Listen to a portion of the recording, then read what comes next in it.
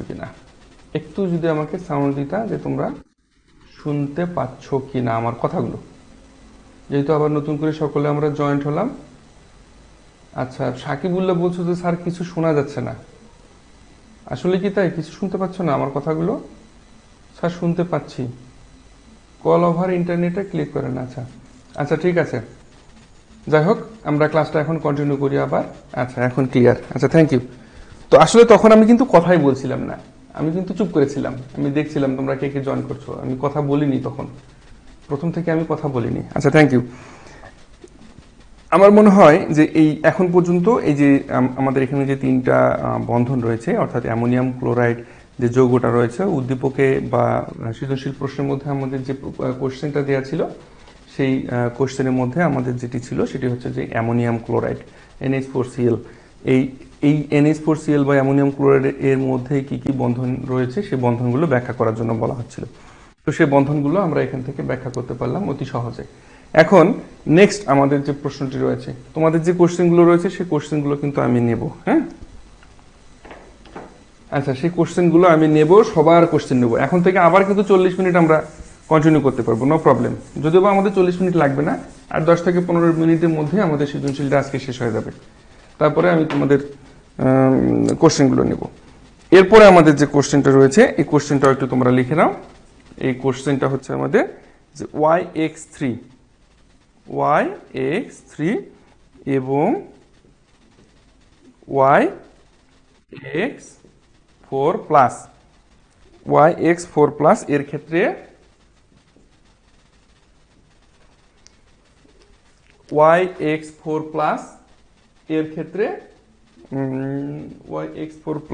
এর ক্ষেত্রে একই সংকরণ থাকা সত্ত্বেও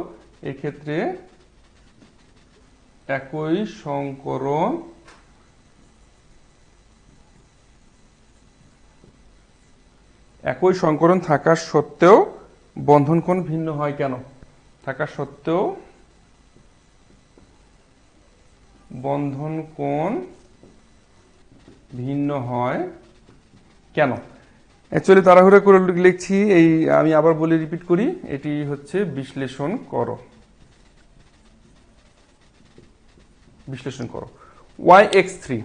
y(x3) এবং y(x4+) এর ক্ষেত্রে একই সংকরণ থাকা সত্ত্বেও বন্ধন কোণটা ভিন্ন হয় কেন, এটা বিশ্লেষণ করতে হবে। তো এই প্রশ্নটা অনুযায়ী আমরা দেখতে পাচ্ছি কি, সেটি হচ্ছে আমাদের NH3, তাই না? এটা খুব সহজভাবে আমরা বুঝতে পারছি যে এটা আমাদের NH3, আর একটা হচ্ছে আমাদের NH4+, এবং NH4+। এই দুটো যৌগ এবং মূলকের মধ্যে আমরা দেখতে পাচ্ছি কি যে একই সংকরণ। কি সংকরণ রয়েছে এখানে, এটা তোমরা সবাই জানো, sp3, তাই না? sp3 সংকরণ রয়েছে, তারপরেও দেখা যাচ্ছে কি এদের মধ্যে বন্ধন কোণে মান ভিন্ন কেন, কারণটা কি?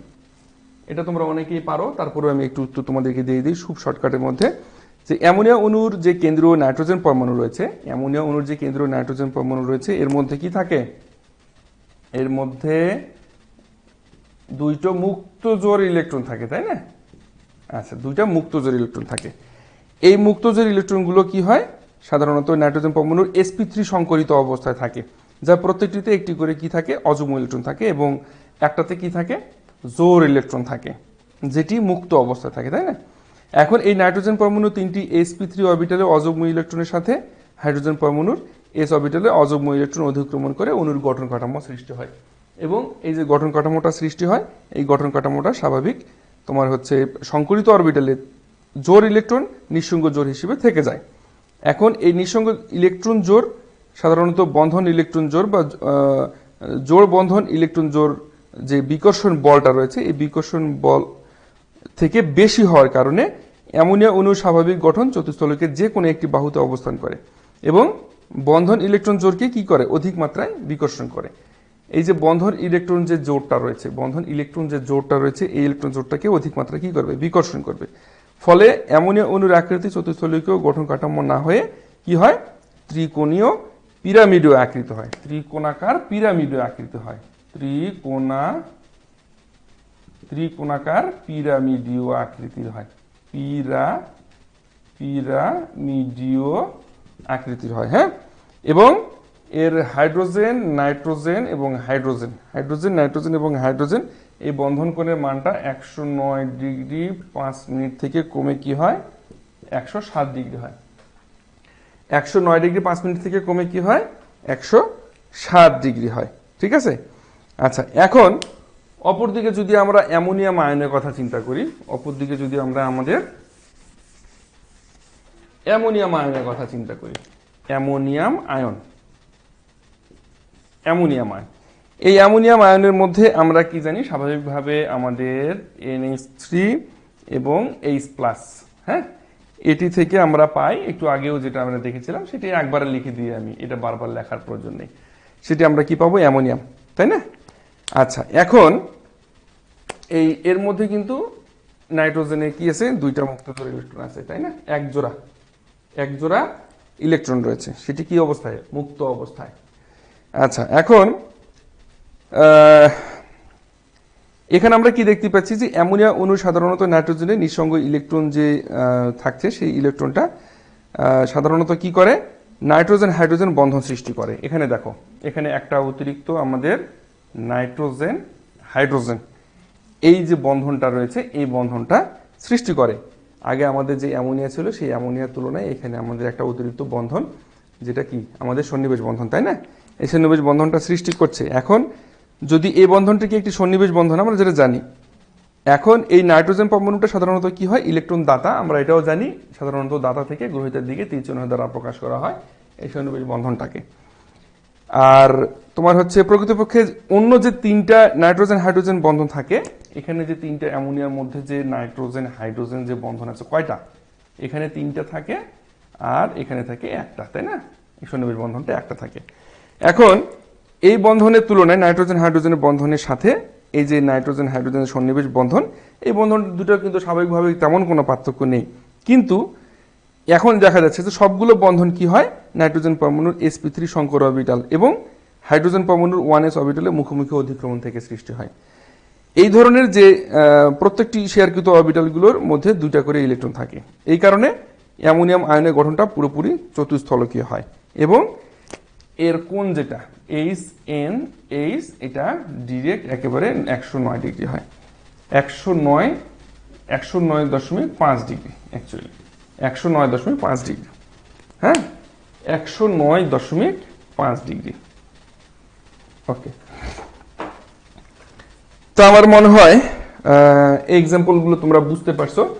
তারপরেও এখন তোমাদেরকে আমি আনমিউট করে দিচ্ছি, তোমাদের যদি কোনো প্রশ্ন থাকে সেই প্রশ্নগুলো আজকে সৃজনশীল সম্পর্কিত যে প্রশ্নগুলো থাকবে সেই প্রশ্নগুলি এক এক করে তোমরা সকলে প্রশ্ন করবে, ঠিক আছে। আমি তোমাদের সবাইকে আনমিউট করে দিলাম, তোমাদের কি কি প্রশ্ন আছে সেই প্রশ্নগুলো এক এক করে তোমরা উত্তর করবে, সরি এক এক করে আমাকে প্রশ্ন করো, তোমাদের কি জানার আছে বা কি বুঝতে পারোনি। আমার মনে হয় তোমরা সবাই বুঝতে পারছো এই জিনিসগুলো। বলো, তোমরা অডিওটাকে আনমিউট করে নাও নিজে নিজে, আমি তোমাদেরকে আনমিউট করে দিয়েছি, সমস্যা নেই, আনমিউট করে নাও, করে নিয়ে কোনো যদি প্রশ্ন থাকে বলে ফেলো।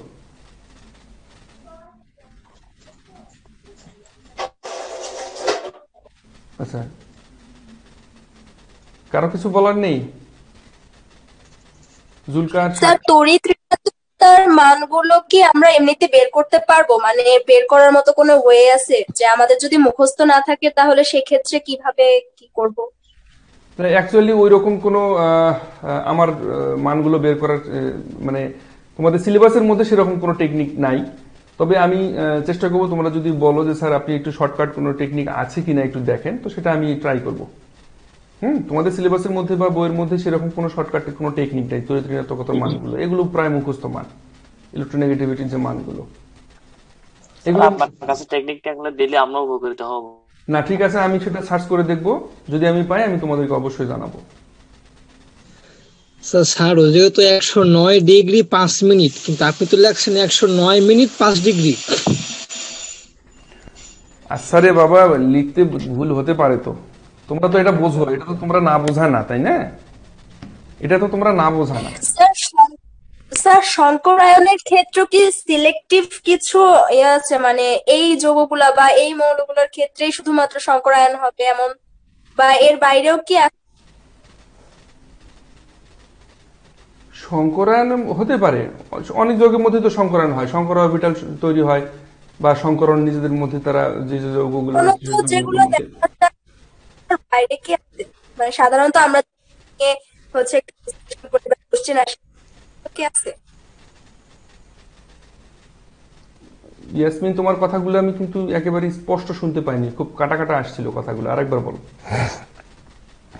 স্যার আমি বলছিলাম যে সংকরায়নের ক্ষেত্রে তো কিছু যৌগ সাধারণত আমরা ইউজ করে থাকি যে কোশ্চেন গুলোতে আসে। হুম তো হুম হুম। সেক্ষেত্রে কি যৌগগুলোর বাইরেও কি আর কিছু যৌগ আছে কিনা, যে আমরা মানে যে অপরিচিত এমন কোনো আছে কিনা? হ্যাঁ, থাকবে না কেন, অবশ্যই থাকবে। স্যার বন্ধনমূলের মানগুলা কি মানে এইগুলাই মানে মুখস্থ করতে হবে নাকি অঙ্ক করে বের করা যাবে? কোনগুলা কোনগুলা? ওই যে বন্ধন কোণের মান। বন্ধন কোনগুলো মানগুলো এগুলো মুখস্থ, মানে এক একটা ইয়ের ক্ষেত্রে, যৌগের ক্ষেত্রে এক একটা হয়তোবা দেখা যাচ্ছে কোনোটা কম যদি হয় তোমার, যেমন এটার ক্ষেত্রে যেটা আমরা আলোচনা করলাম, সেটা কি হয় 109 ডিগ্রি থেকে কমে ওটা কি হচ্ছে 107 ডিগ্রি হচ্ছে। কেন কম হচ্ছে তার একটা নির্দিষ্ট একটা কারণ ছিল, তাই না? এই কারণে কম হচ্ছে। তো এইটা হচ্ছে মূল বিষয়, যে ওইটার ক্ষেত্রে কেন কম হচ্ছে সেটার ব্যাখ্যা।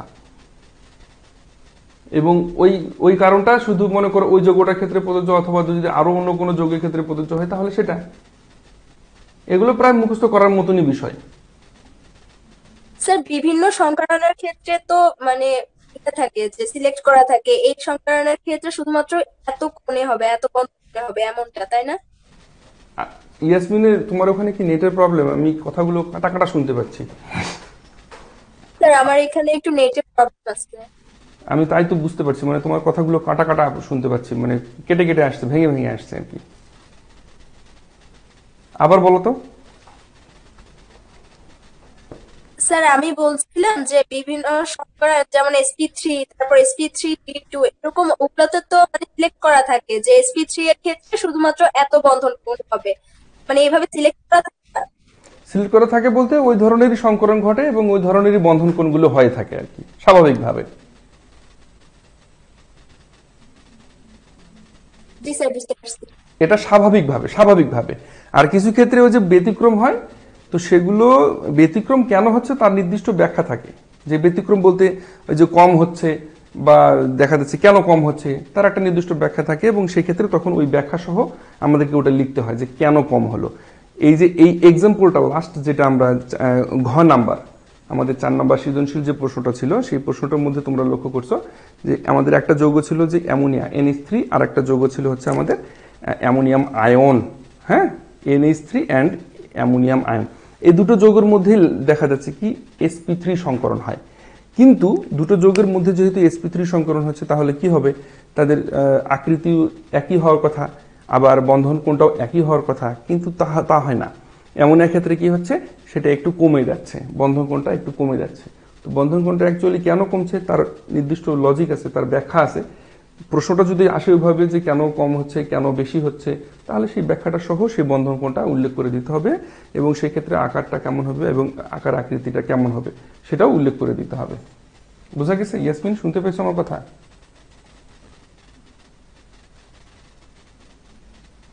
জি স্যার, বুঝতে পারছি। আচ্ছা, থ্যাংক ইউ। আর কেউ? মাইকেল, এত এত পরে কেন মাইকেল?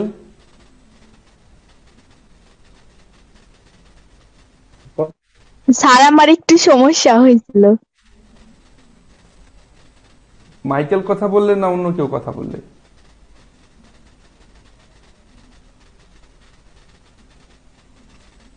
আমি মাইকেল দিয়ার। মাইকেল ডিয়ার, তুমি আসলে আমি বলতে লজ্জায় লাগছে, খারাপও লাগছে যে তুমি অ্যাকচুয়ালি ছেলে মানুষ না মেয়ে মানুষ?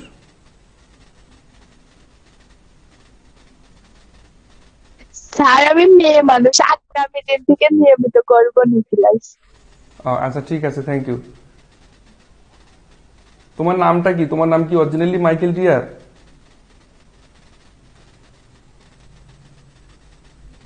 আমার নাম জুথি জুথি। আচ্ছা ঠিক আছে, একটু পরিচয় দিতে হবে তো, তাছাড়া ওই যে যেহেতু আইডির নামটা আলাদা, তারপর তোমাকে আমি তো অ্যাকচুয়ালি ওভাবে টার্গেট করতে পারছি না, বা তোমার বন্ধু বান্ধবীরাও তো সেভাবে তোমাকে টার্গেট করতে পারবে না, তাই না? আচ্ছা, আর কারো কোনো প্রশ্ন?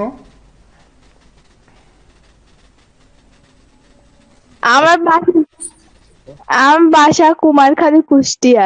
কুমারখালী, কুষ্টিয়া। আচ্ছা, অনেক ধন্যবাদ। আচ্ছা, স্যার আমার একটা বিশ্ববিখ্যাত কোশ্চেন আছে। বিশ্ববিখ্যাত কোশ্চেন বলো। স্যার এটা আমি আপনাকে অনেকবার করছি, তো তাই আমার এটা বিশ্ববিখ্যাত হয়ে গেছে। এই যে এন এর উপরে যে ত্রিভুজটা থাকে, আমি না এটা একদম গুলায় ফেলি, বুঝি না এটা কেন দেয়া লাগে। ও, এন এর উপরে ফোঁটা দুটা না? আচ্ছা, এটা আমি কিন্তু ব্যাখ্যা করছিলাম, আবার করতেছি, ঠিক আছে? তোমরা সবাই শোনো, যাদের যাদের এই প্রবলেম আছে, এই প্রবলেমটা ইয়াসমিন তো গুলিয়ে এটা শরবত করে খায়। আচ্ছা দেখো, এইখানে যে ফোঁটাটা অ্যাকচুয়ালি ধরো তোমার NH3 যৌগের ক্ষেত্রে যদি বলা হয়, তো সাধারণত আমরা সংকরায়নের ক্ষেত্রে বা যে কোনো বন্ধনের ক্ষেত্রে যখন এটা নিয়ে আমরা আলোচনা করি, তখন কি হয়, সেই যৌগটার কেন্দ্রীয় পরমাণু, সেই যৌগটার কেন্দ্রীয় পরমাণু, এই যৌগটার ক্ষেত্রে যদি আমরা আলোচনা করি, এই যৌগটার কেন্দ্রীয় পরমাণু কি? নাইট্রোজেন, তাই না? নাইট্রোজেনের চতুর্দিকে 3টি হাইড্রোজেন নিয়ে এই যৌগটি গঠিত। তাহলে কেন্দ্রীয় পরমাণুটাকে আমরা ইলেকট্রন বিন্যাস করে দেখি, নাইট্রোজেনের পারমাণবিক সংখ্যা কত? 7। পারমাণবিক সংখ্যা 7। তাহলে এর 1s2 2s2 2p 2 2 4 3 3, ওকে? আচ্ছা, এখন 1s2 2s2 2px1 2py1 2pz1 2p3টাকে এভাবে লেখা যায়, এটা তোমরা সকলেই জানো। দেখো এখন এই যে দুইটা যে ইলেকট্রন আছে, এই দুইটা ইলেকট্রন, এই দুইটা হচ্ছে আমাদের এই যে মুক্তজোর ইলেকট্রন। এরা এই ইলেকট্রন দুইটা এখানে মুক্তজোর অবস্থায় থাকে। এখন তুমি এটা প্রশ্ন করতে পারো ইয়াসমিন বা তোমরা যারা আছো আর কি, যে স্যার তাহলে এই দুইটা ইলেকট্রন কি দোষ করলো, তাই না? তো সাধারণত সর্বশেষ শক্তি স্তরের ব্যাপারটা আমাদের ইলেকট্রনটা আমাদের সাধারণত যে কোনো বন্ধন গঠনিতে বা যে কোনো যৌগ গঠনের ক্ষেত্রে সাধারণত সর্বশেষ শক্তি স্তরের অরবিটালগুলো অংশগ্রহণ করে, হ্যাঁ? আচ্ছা, এখন এই 2p3টাকে 2px1 2py1 2pz1 এটা লেখা যায়, এটাও তোমরা সবাই জানো। এই যে বিজোড় ইলেকট্রনগুলো সাধারণত একটা যৌগ গঠনের জন্য এই বিজোড় ইলেকট্রনগুলো দায়ী।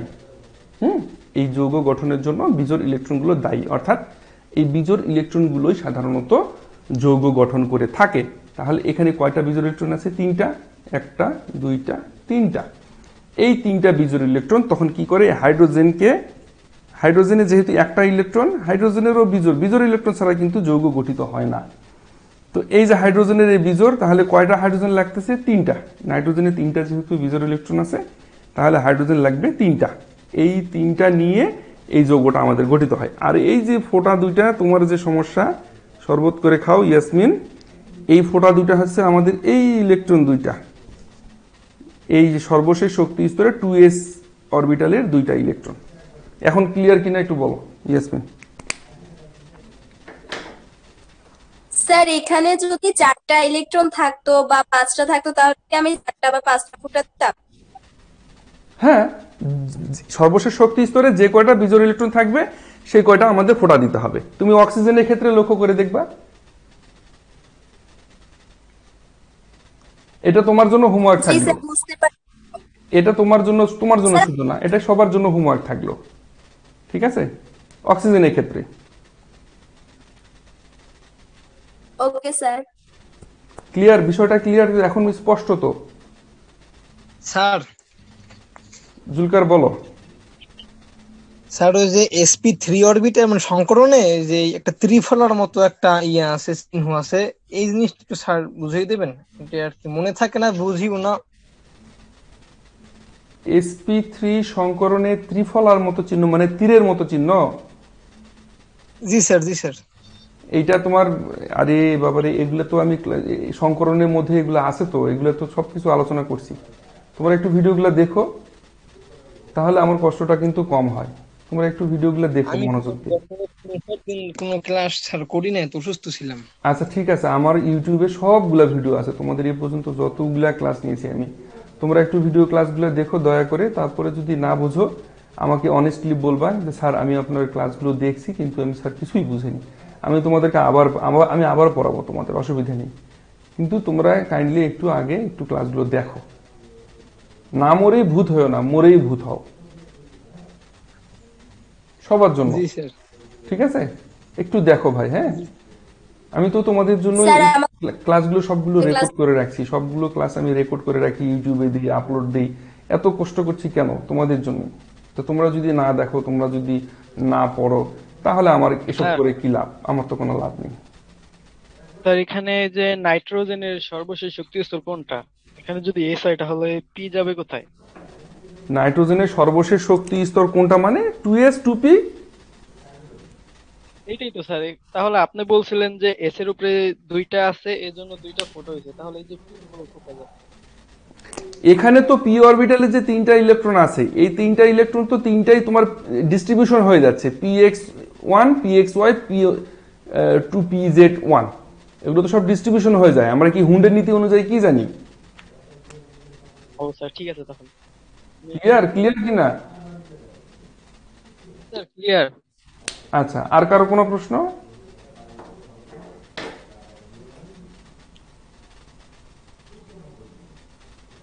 আর কারো কোনো প্রশ্ন নাই? এই জুথির কোনো প্রশ্ন আছে নাকি? জুথি, ক্লাস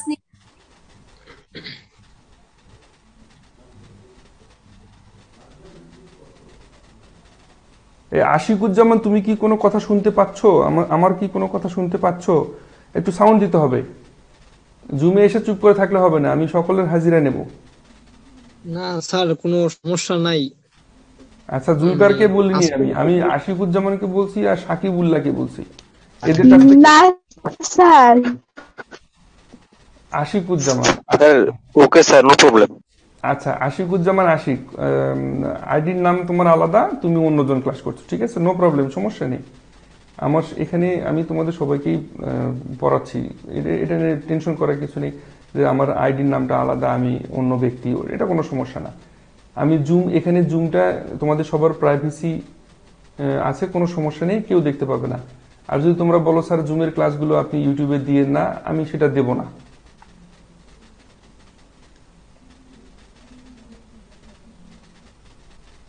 তোমাদের আপত্তি আছে জুমের ক্লাসগুলো ইউটিউবে দিলে? আপত্তি আছে? না স্যার। না স্যার, আপত্তি নেই। আচ্ছা, থ্যাংক ইউ। তাহলে আজকে আমরা এই পর্যন্ত রাখি, আগামীকালকেও আমরা জুম ক্লাস করব, okay? Okay sir, thank you. আচ্ছা, থ্যাংক ইউ, থ্যাংক ইউ। নমস্কার স্যার। নমস্কার, নমস্কার।